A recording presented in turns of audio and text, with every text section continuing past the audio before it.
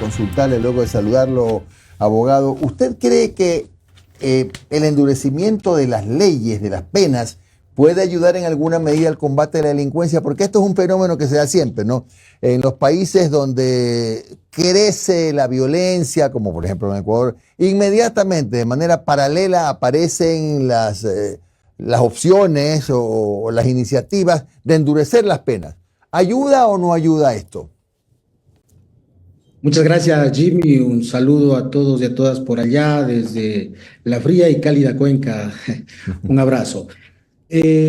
Desde agosto del 2014, que fue promulgado y entró en vigencia nuestro Código Orgánico Integral Penal, hasta la fecha, el mismo ha recibido 69 reformas, fíjense ustedes. 69 reformas que han respondido en distintos momentos a las crisis de seguridad que ha vivido el Estado ecuatoriano.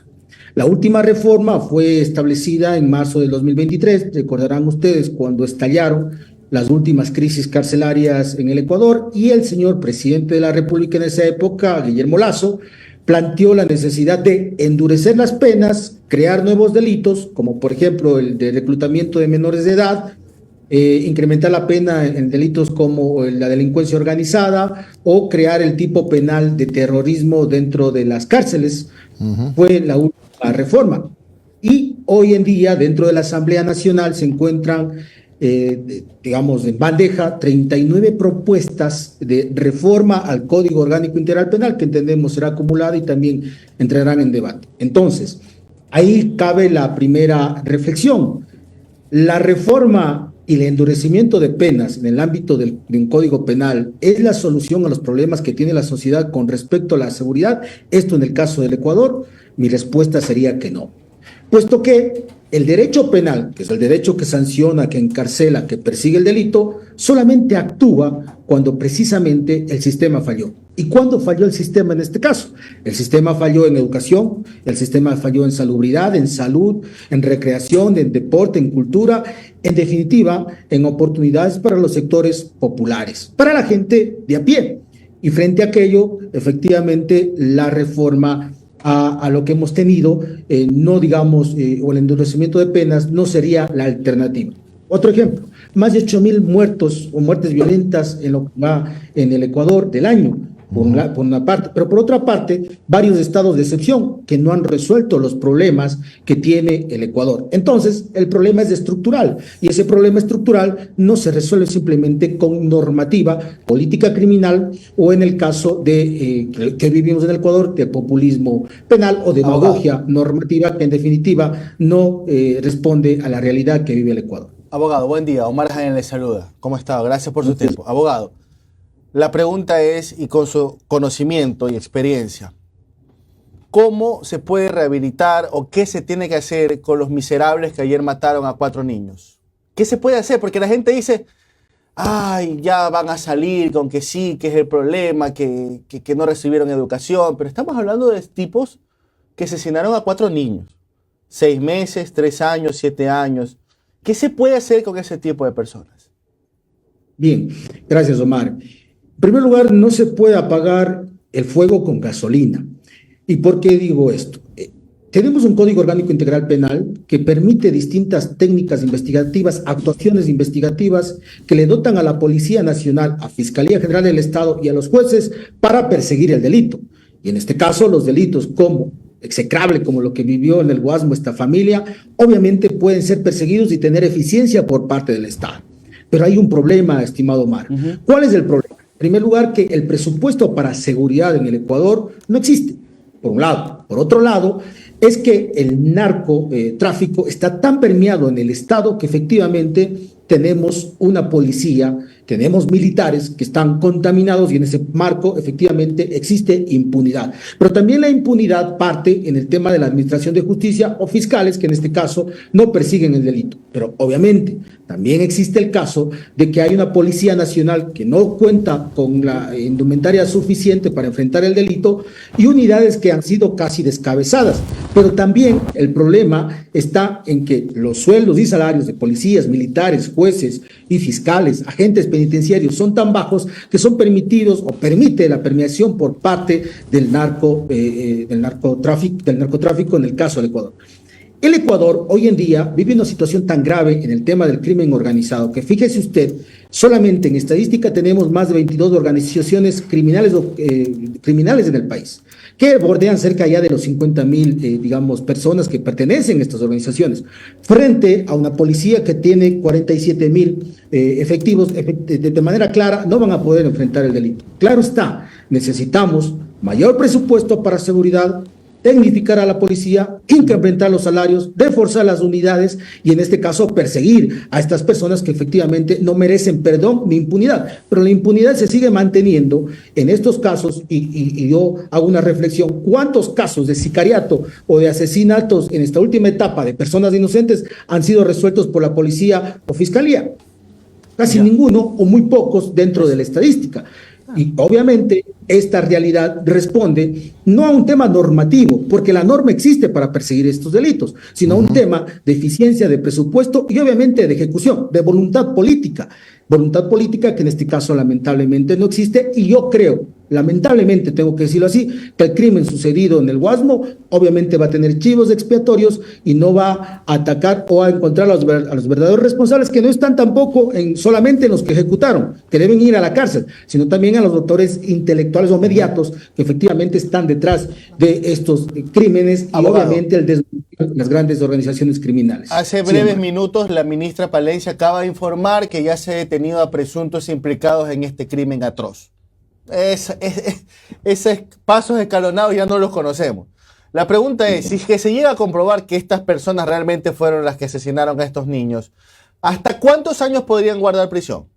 Porque ese es otro tema, ¿no? Hay gente que está proponiendo cadena perpetua, otros ya están yendo más allá a pena de muerte. En este caso en específico, con todos estos antecedentes, con lo que se conoce, ¿hasta cuántos años podrían tener de cárcel? La pena privativa de libertad en este caso es de hasta 34 años con 6 meses que establece el Código Orgánico Integral Penal con agravantes, porque aquí hay agravantes en función de la indefensión de las víctimas realizado por más de 2 personas. Eso está claro, permite la norma. Y otra cosa, para que quede claro, recién también la Corte Constitucional en una acción de inconstitucionalidad definió que en los delitos como asesinato no existen beneficios penitenciarios, cuestión que no la comparto porque iría en contra de la Constitución con respecto a la rehabilitación. Inclusive, si estas personas son condenadas, van a ser condenadas a 34 años con los meses que se establece y sin tener la opción de salir con el 60% o el 80%, puesto que la Corte Constitucional ha dicho que la reforma de la Asamblea Nacional anterior, en torno al 668 para el régimen semiabierto, no se daría para este tipo de delitos. Otra cosa que usted ha planteado, Omar, y me parece adecuado traerlo a debate. ¿Esto se resuelve con el tema de la pena de muerte o cadena perpetua? No. Solamente vamos a Estados Unidos y veamos cuántas matanzas existen al año con respecto a estados como Texas, donde existe la pena de muerte. No se ha resuelto ese tema. Pero más allá, el artículo 441 de la Constitución de la República del Ecuador establece las llamadas cláusulas pétreas. ¿Qué son las cláusulas pétreas? Que en el Ecuador no se podrá reformar la Constitución o promulgar una nueva Constitución que retroceda en derechos. En este caso no se puede establecer la pena de muerte. Y tenemos los llamados límites heteronómos de la Constitución de la República, que significa que existen instrumentos internacionales, como el caso de la Convención Americana de Derechos Humanos, que no nos permitiría establecer la pena de muerte. Pero obviamente ahí no está la respuesta o no está la solución. Estos criminales tienen que pagar, pero obviamente estos criminales no tienen que quedar en la impunidad, pero mucho va a ser en función de cómo responde el aparataje tanto policial y judicial. Y en este caso, la investigación de Fiscalía y la decisión de los jueces tiene que ser obviamente eficiente en el marco investigativo, pero no solo en el sentido de que hoy sucedió este hecho execrable que todos tenemos que lamentar y denunciar y pedir soluciones por parte del gobierno, sino también en la cuestión de que requerimos reformas profundas que tienen su solución en la normativa, tanto en la Constitución como también en el marco del Código Orgánico Integral Penal. Abogado, ya se lleva mi pregunta porque la policía cuando salió ayer a dar las declaraciones decía que se deben hacer cambios a las leyes para evitar que salgan y que se repita este círculo vicioso de los delincuentes que hacen esta fechoría. Entonces, un poco, ¿qué cambios profundos, uno o dos sustanciales, se deben de hacer y a quién le corresponde? La solución, para mi punto de vista, está en primer lugar quién establece, quién reforma las leyes y quién lo promulga. Lamentablemente tenemos una Asamblea Nacional o muchas asambleas nacionales que promulgan normativas en función de decisiones populistas y no en función de ámbitos técnicos. Primero, yo creo que es fundamental establecer, sí, el endurecimiento de las políticas públicas en el Ecuador. Eso dará la solución, digamos, inmediato o largo plazo de varios problemas que tiene la sociedad. Yo no voy a entrar en ese debate porque efectivamente aquí ya se ha hablado mucho. En el tema precisamente de las reformas por parte del Estado, hay un problema. El problema está en las cárceles. Tenemos, por ejemplo, el SNAI, que es una subsecretaría, una secretaría de Estado, que no está sometida a control político. Fíjese usted.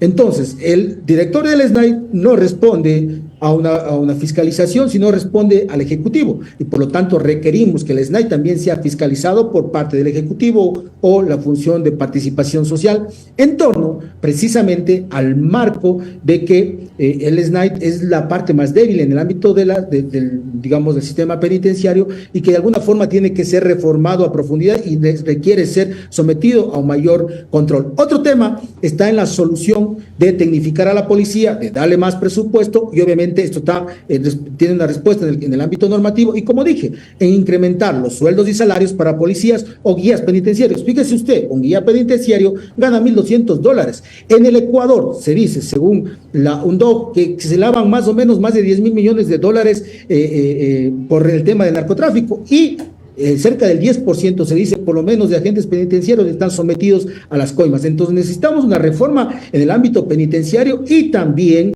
obviamente incrementar los beneficios sociales para los mismos.